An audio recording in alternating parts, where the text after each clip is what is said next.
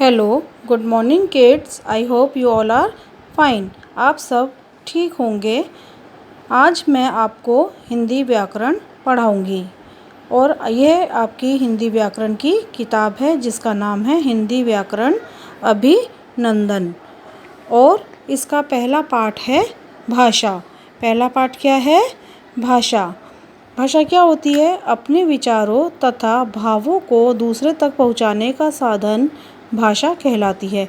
क्या होती है भाषा? हमारे जो भी विचार हैं, जो भी हमारे भाव हैं, उसे हम दूसरों तक पहुंचाते हैं, उसे हम भाषा कहते हैं। इसी के द्वारा हम अपनी बात दूसरों तक पहुंचाते हैं तथा दूसरों की बात समझते हैं।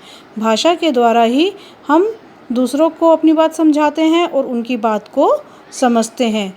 जैसे कक्षा में अध्यापिका ने बच्चों से पूछा, क्या तुम सब ने गृह कार्य किया?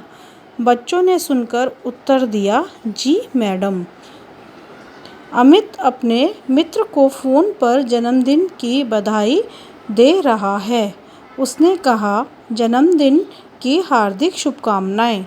मित्र ने सुनकर उत्तर दिया, बहुत बहुत धन्यवाद। प्यारे बच्चों, आपने देखा कि दोनों स्थितियों में चित्रों में अलग अलग तरीके से बात हो रही है। कक्षा में अध्यापिका और बच्चों के बीच सवाल जवाब हो रहे हैं, ठीक है। और अमित फ़ोन पर अपने मित्र को अपनी बात कह रहा है। मित्र सुनकर जवाब दे रहा है। यही भाषा है। हम हमारे विचारों को बोल करके दूसरों तक पहुंचाते हैं, उसे हम भाषा कहते हैं। भाषा के दो रूप। भाषा के क्या काम हैं? समझाना, लिखना, बताना, सोचना, बोलना, पढ़ना, सुनना, पूछना और वर्णन करना। राहुल बोलकर अपनी मम्मी से कुछ पूछ रहा है और मम्मी सुनकर उसकी बात समझ रही है। अर्थात हम मुख से जो कुछ बोलते हैं, हम जो कुछ भी अपने मुंह से बोलते हैं तथा कानों से जो कुछ सुनते हैं, उसे भाषा का मौखिक रूप कहते हैं। भाषा का मौखिक रूप कहते हैं। जो भी बात हम अपने मुंह से बोलते हैं और दूसरों को बोल करके सुनाते हैं, वो हमारी भाषा का मौखिक रूप होता है। अध्यापिका श्याम पट पर हिंदी के प्रश्न उत्तर लिख रही है और बच्चे पढ़कर समझ रहे हैं। अर्थात जो कुछ हम लिखकर पढ़ते हुए समझते हैं, उसे भाषा का लिखित रूप कहते हैं।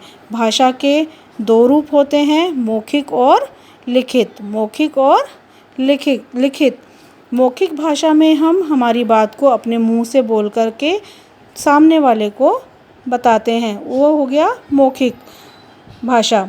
और जो हम हमारी बात को लिखते हैं, लिखकर पढ़ते हैं और समझते हैं, उसे हम भाषा का लिखित रूप कहते हैं।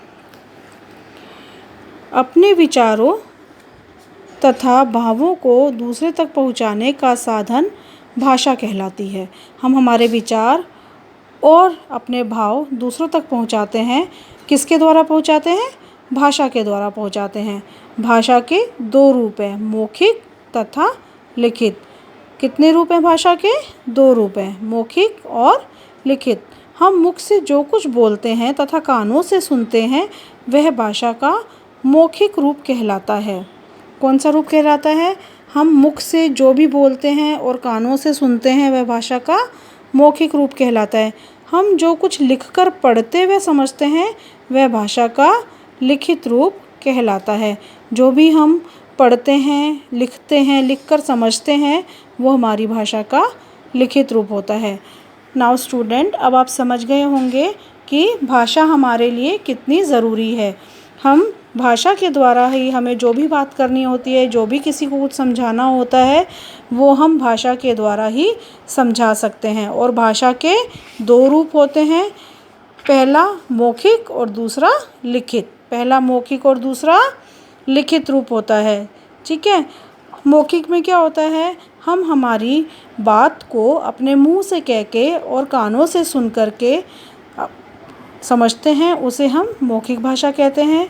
और जो हम भाषा को लिखकर समझते हैं, या लिखकर समझते हैं उसे हम और लिखकर पढ़ते हैं उसे हम भाषा का लिखित रूप कहते हैं।